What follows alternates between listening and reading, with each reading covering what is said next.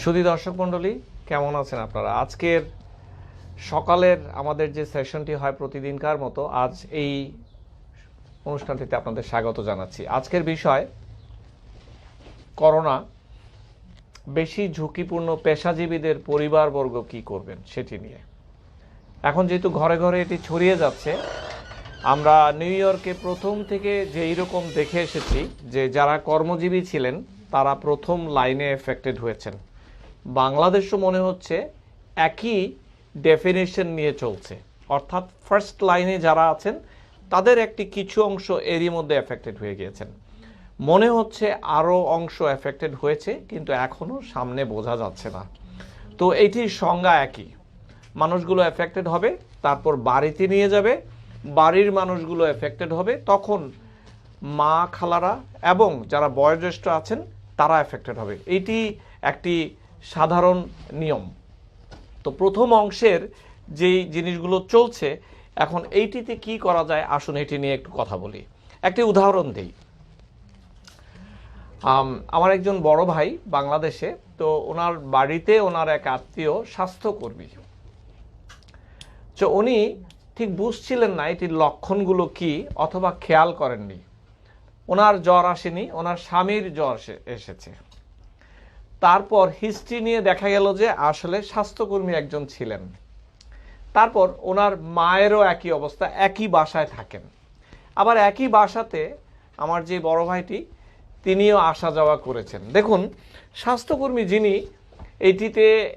এটিকে নিয়ে এসেছেন বাসায়, তার কিন্তু লক্ষণটি সেইভাবে আসেনি, কিন্তু ওনার স্বামীর এই লক্ষণটি এসেছে, মায়েরও কিছু কিছু লক্ষণ এসে গিয়েছে। এইটি এরকম একটি সার্কেল। এটিকে আমরা বলি কন্ট্যাক্ট ট্রেসিং। যখন হিস্ট্রি নেওয়া হবে যে আসলে সোর্সটি কি, তখন দেখুন অবস্থাটি কি হয়। এইটি একটি অবাক করা কাণ্ড। যিনি বাড়িতে নিয়ে এসেছেন তার কিন্তু এখনো লক্ষণই দেখা যায়নি, তিনিও পজিটিভ এসেছেন, কিন্তু বাড়ির সবার লক্ষণ এসে গিয়েছে। এই জায়গাগুলোতে আমরা বারবার ভুল করছি। আমরা এই জায়গাগুলোতে আরো সাবধানী হতে হবে। এখনো একেবারে যে দেরি হয়ে গিয়েছে, যুদ্ধে যে আমরা হেরে যাব তা কিন্তু এখনই বলা যাবে না। আমরা এখনো চেষ্টা করতে হবে, আমাকে দাও, আমরা এখনো চেষ্টা করতে হবে যে কিভাবে এইটিকে আমরা সামাল দেব। পারছো করতে? আচ্ছা, তো যা বলছিলাম যে কন্ট্যাক্ট ট্রেসিং এখনো ইম্পর্টেন্ট বিষয়। আমাদের এইটির ব্যাপারে সাবধানী হতে হবে, না হলে কিন্তু আরও লক্ষ লক্ষ মানুষ এফেক্টেড হয়ে যাবে, যেইটি আমরা পরে এইটি নিয়ে ভুগব। নিউ ইয়র্কে ঠিক একইভাবে হয়েছে। আমরা চাই না বাংলাদেশ একই লাইনে হাঁটুক। এখন আসুন, স্বাস্থ্যকর্মী যারা আছে তারা কি ঝুঁকিতে আছেন, কোন কোন কোন কোন কর্মীরা আছেন। প্রথমেই হচ্ছে স্বাস্থ্যকর্মী, যারা doctor, nurse, nursing assistant, even অ্যাম্বুলেন্সের ড্রাইভার, এবং এমনকি হাসপাতালগুলোতে যারা কাজ করেন ফ্রন্ট ডেস্কে, এমনকি সিকিউরিটি গার্ড, তারাও কিন্তু রিস্কে রয়েছেন। তার মধ্যে আমি মনে করি সবচেয়ে বেশি ঝুঁকিতে ডাক্তার এবং নার্সরা রয়েছেন, বাকিরা একটু কম রিস্কে রয়েছেন। তার মানে এই নয় যে সবাই মিলে পিপিই পরে রাস্তাঘাটে ঘুরবো, বাইরে যাব, তা নয়। আমি আসছি ওইটিতে। দ্বিতীয়টি রয়েছেন আবার পুলিশ বাহিনীর যারা পোশাক বাহিনীর ভাই বোনেরা রয়েছেন, যারা বাহিরে কাজ করছেন, সাংবাদিক ভাই বোনেরা রয়েছেন, এক সাংঘাতিক কাণ্ড। এরপর আছেন সাপ্লাই লাইনে যারা আছেন, যারা এই যে ইমার্জেন্সি বিদ্যুৎ সাপ্লাই, ইমার্জেন্সি পানির সাপ্লাই, তারাও কিন্তু মানুষের এক্সপোজার হচ্ছেন, এবং বিক্রেতারা তারাও কিন্তু এইটির একটি মারাত্মক ঝুঁকিতে আছেন। বিশেষ করে বাংলাদেশগুলোর পরিস্থিতিতে আমি এই দুইটি গ্রুপকে যোগ করেছি। কেন এটি যোগ করেছি এটি আমি আসছি। প্রথমে আসুন, স্বাস্থ্যকর্মীরা যারা আছেন, কিছু কিছু জায়গায় এনাদের জন্য হোটেলের ব্যবস্থা করা হয়েছে, কিন্তু হোটেলের সংখ্যা কিন্তু অপ্রতুল। তাই যে হোটেল একেবারে একমাত্র সমাধান তা কিন্তু নয়। নিউ ইয়র্কের মতো জায়গাতেও আমরা দেখেছি যে সরকার বা কিছু ব্যবস্থাপনা কিছু হোটেল দিতে পেরেছে, সবাইকে পারেনি দিতে। অনেকেই বাড়িতে ছিল, বেশিরভাগই বাড়িতে ছিল। তো তারা কি করবেন? জি, প্রথম কথাই হচ্ছে আপনারা আমাদেরই সহযোদ্ধা।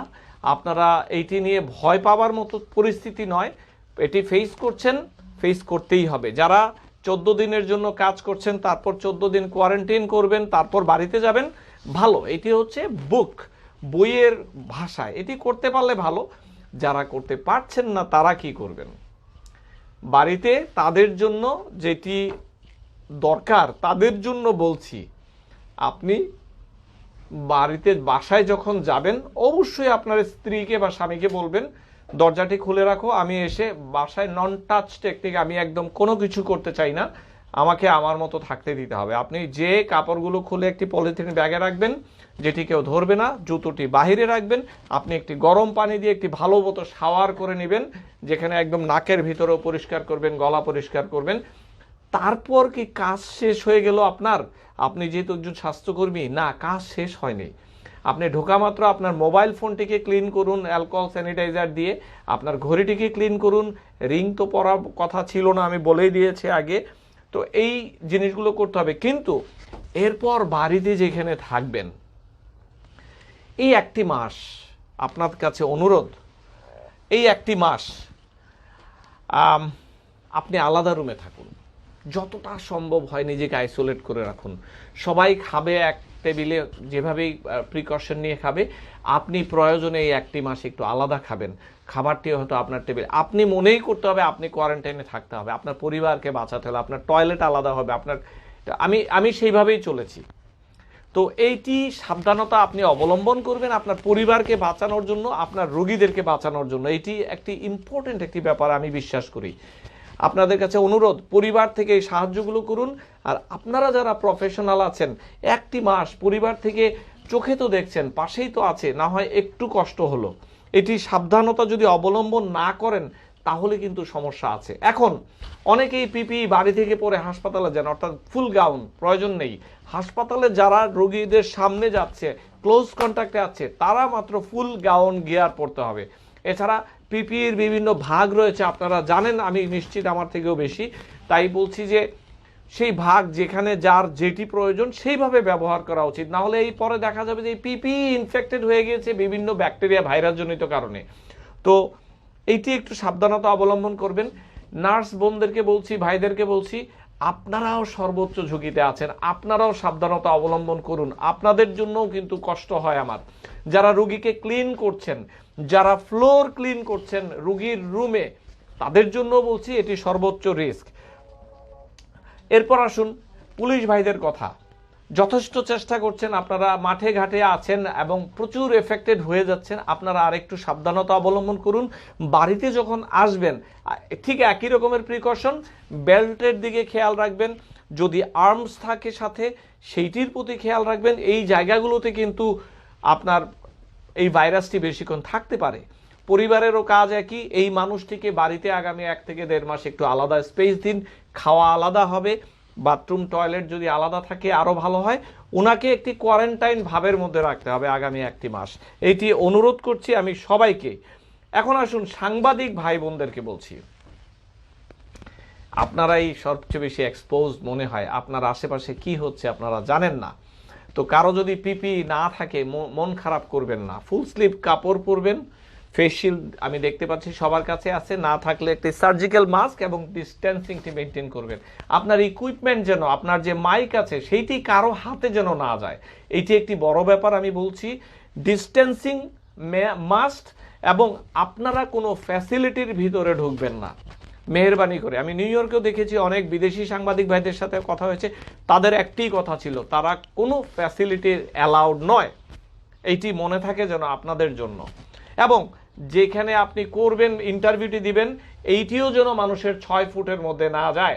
এইটি নন টাচ টেকনিকে ফ্লোরে এভাবে স্ট্যান্ড দিয়ে ফেলে রাখবেন, অথবা আপনি একটি স্ট্যান্ড দিয়ে দূর থেকে ধরে রাখবেন।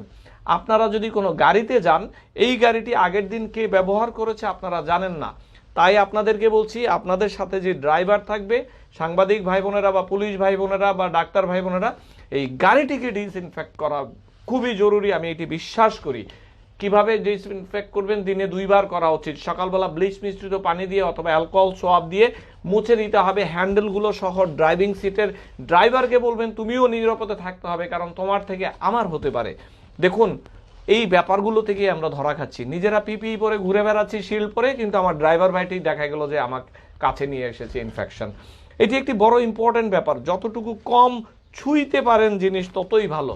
এখন সাংবাদিক ভাইদেরকে বলছি, আপনারা সব রাস্তায় ঠিক করলেন, অফিসে এসেছেন, এসে কি করবেন, এটি খুলে আপনারা কাজে বসে গেলেন, আপনার ডেস্ক নিরাপদ নয়।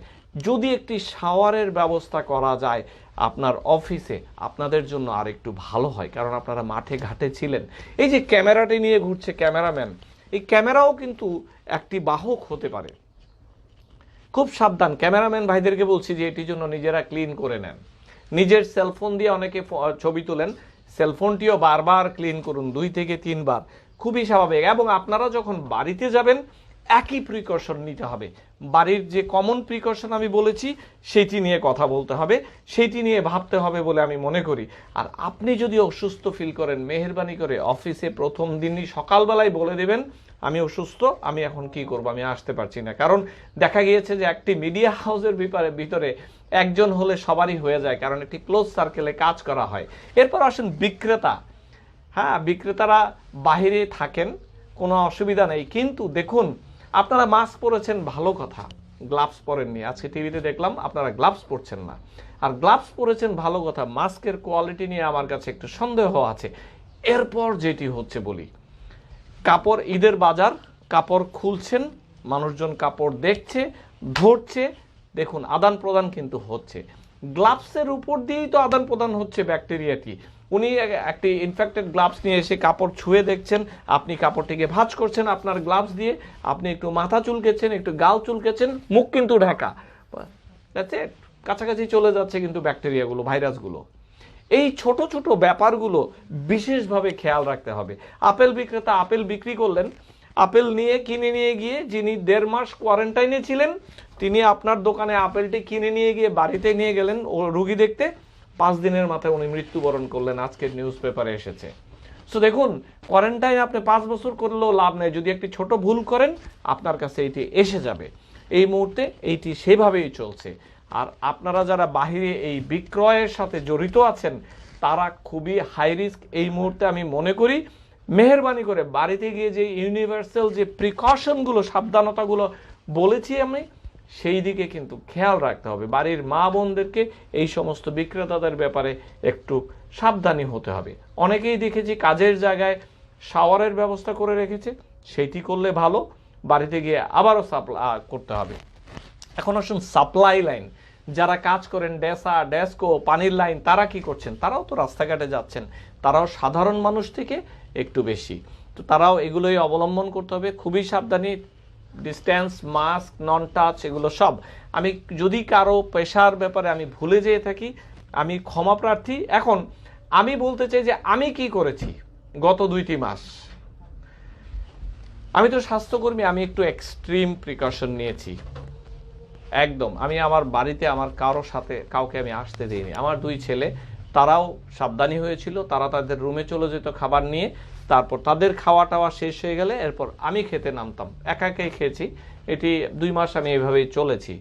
এবং আমিও খুব সাবধানে, আমি যখন বাথরুম ইউজ করেছি আমি মেক শিওর হয়েছি যেন কেউ আবার ইউজ করার আগে আমি মুছেছি। আমি সব জায়গায় চেষ্টা করেছি একটি টিস্যু পেপার ঝুলিয়ে রাখতে, দরজা খোলার সময় টিস্যু দিয়ে দরজা খুলেছি। যতটুকু সম্ভব আমাদের সবাইকে এই কাজগুলো করতে হবে। এখন যারা পরিবারের সদস্য আছেন তারা কি করবেন? পরিবারের সদস্যদের একটি বড় ভূমিকা আছে।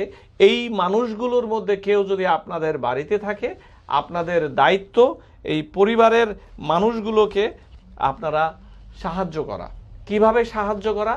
আগেই কমিউনিকেট করে নেবেন যে কি করতে হবে, বাড়ির প্ল্যানটি কি হবে সেইটি নিয়ে চিন্তা করতে হবে। এইটি কিন্তু ইম্পর্টেন্ট বিষয়। অর্থাৎ যিনি স্বাস্থ্যকর্মী বা যিনি এই উচ্চ ঝুঁকিপূর্ণ পেশায় আছেন, তারা যদি বাড়িতে আসে তাহলে কিভাবে এইটিকে মেইনটেইন করবেন, কিভাবে এইটিকে ম্যানেজ করবেন, নিজেদের মধ্যে একটি আন্ডারস্ট্যান্ডিং থাকা উচিত। এই স্বাস্থ্যকর্মীদেরকে নিয়ে আপাতত ওই বাজার ঘাট টানাটানি, ঈদের বাজার হচ্ছে না, গ্রসারি, এগুলোতে যেন ওনাদেরকে ইনভলভ না করেন।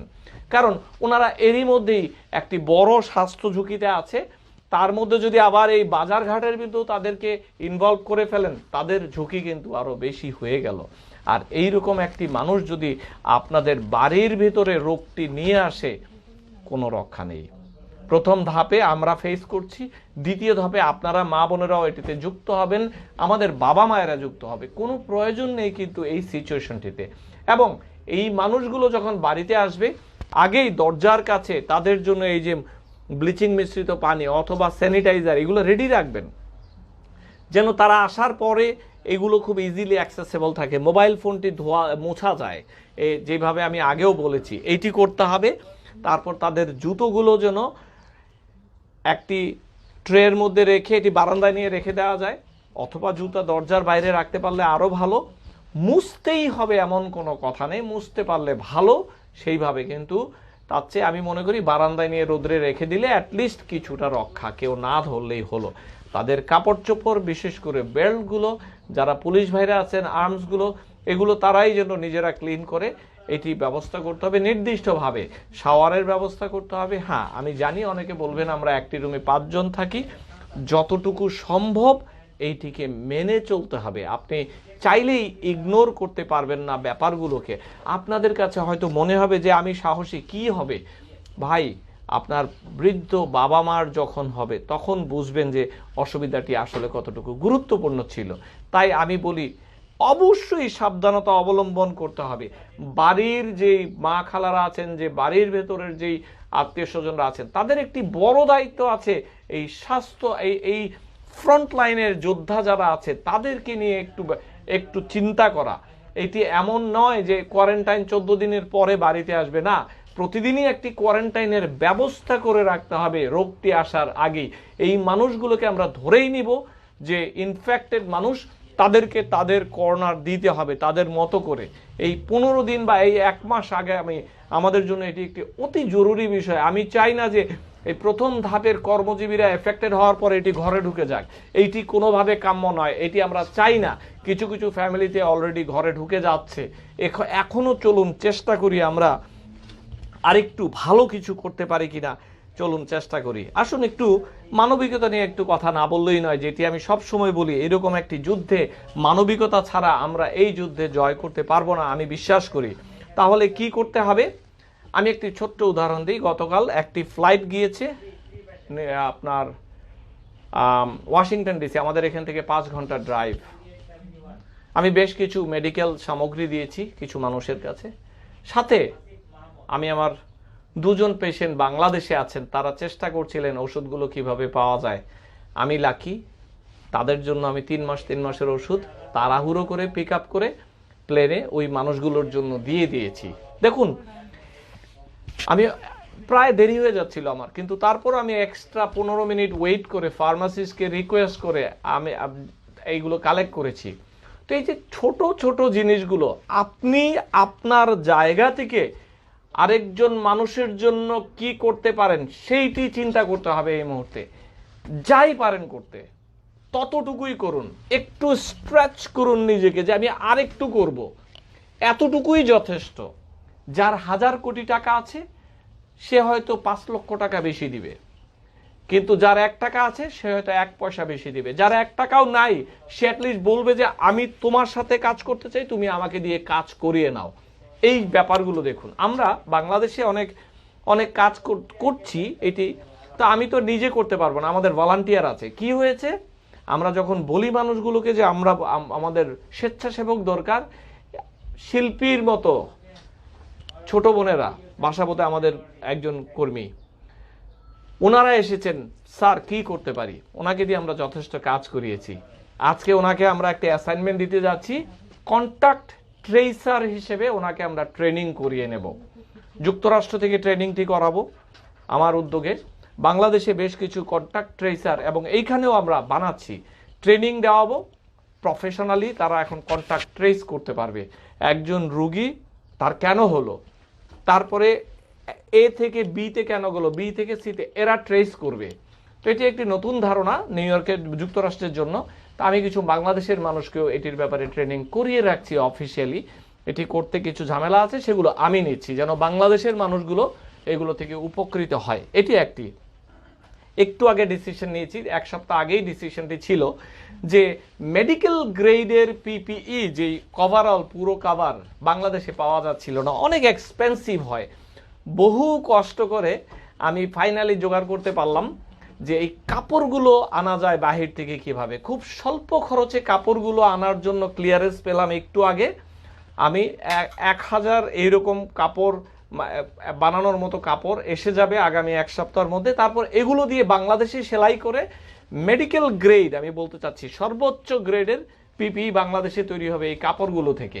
তো আমি তো ব্যবসায়ী না, কিন্তু আমি চেষ্টা করছি আমার লেভেলে যতটুকু করা যায়। সামনে বুঝতে পারবেন আরো কি কি হচ্ছে, আমি টাইম টু টাইম আপডেট দিব। তো তাই যা বলছিলাম, আমরা চলুন আরেকটু চেষ্টা করি, আমাদের লেভেল থেকে আরেকটু বের হয়ে আসি, কি করা যায় না করা যায়। সরকার তো সবই করছে, সরকার ক্যাশ টাকা দিচ্ছে মানুষগুলোকে, সরকার লোন দিচ্ছে মানুষগুলোকে, সরকার খাদ্যদ্রব্য দিচ্ছে মানুষগুলোকে, কিন্তু আমি আপনি যদি এতটুকু স্ট্রেচ না করি তাহলে কিভাবে হবে? এই যুদ্ধ তো হয়তো আগামী 1 মাস 2 মাস, এর বেশি তো নয়। চলুন আমরা এই চেষ্টাগুলো করতে থাকি।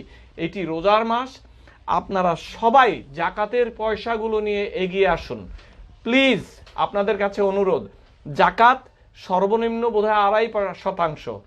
এখন আমরা শুধু সর্বনিম্নটি নিয়েই বসে থাকি। আমরা যখন গাড়ি ড্রাইভ করি সর্বোচ্চ লিমিট হচ্ছে মনে করুন 50 মাইল পার আওয়ার, সেই ক্ষেত্রে কিন্তু আমরা সর্বোচ্চটি হিট করি। কিন্তু যখন জাকাতের বিষয় আসবে, দানের বিষয় আসবে, আমরা ওই সর্বনিম্ন 2.5% নিয়ে বসে থাকি। এইটি আমরা দেখতে চাই না। এগিয়ে আসুন, যারা দিতে পারবেন তারা 2.5% মিনিমাম কেন দিবেন, তারা ম্যাক্সিমাম করুন। আরো দিতে পারা যায় কিনা দেখুন। এইটির মধ্যে শান্তি খুঁজে পাবেন, বরকত খুঁজে পাবেন। রোজার মাস আসছে, চলে যাচ্ছে, এই সময়টুকুতেই দেওয়া উচিত। যারা যুক্তরাষ্ট্রে আছেন আপনাদের কাছে অনুরোধ, আপনারা যেভাবে পারেন এই সময়টুকুতে দিয়ে দিন পরিচিতদের মধ্যে। না পারলে যোগাযোগ করতে পারেন, এমন অনেক স্বেচ্ছাসেবী টিম আছে যারা আপনাদের টাকাগুলোকে জায়গা মতো দিয়ে আসবে। আসুন, কিছু প্রশ্ন নেই, আমি খুব বেশি কথা বলে ফেলেছি, ইম্পর্ট্যান্ট একটি টপিক, আমি আর অপেক্ষা করতে পারছিলাম না।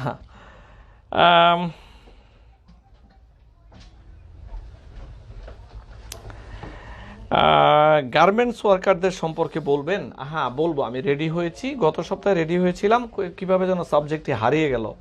টাকার ব্যবহার সম্পর্কে বলুন, ক্রেডিট কার্ড ব্যবহার করা উচিত এই মুহূর্তে, অনলাইন অর্ডার দেওয়া যায় কিনা সেইটি চিন্তা করুন।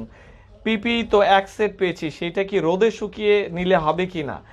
না, পিপি তো আসলে এক টাইম ব্যবহারের জন্য, কিন্তু মাল্টি ইউজের পিপি আছে, সেটি যিনি ম্যানুফ্যাকচার করেছেন সেটি তাদের ডিকটেশন মতো বুঝতে হবে। আমি গতকাল পাঠিয়েছি 20টি পিপি, সেটি রিইউজেবল।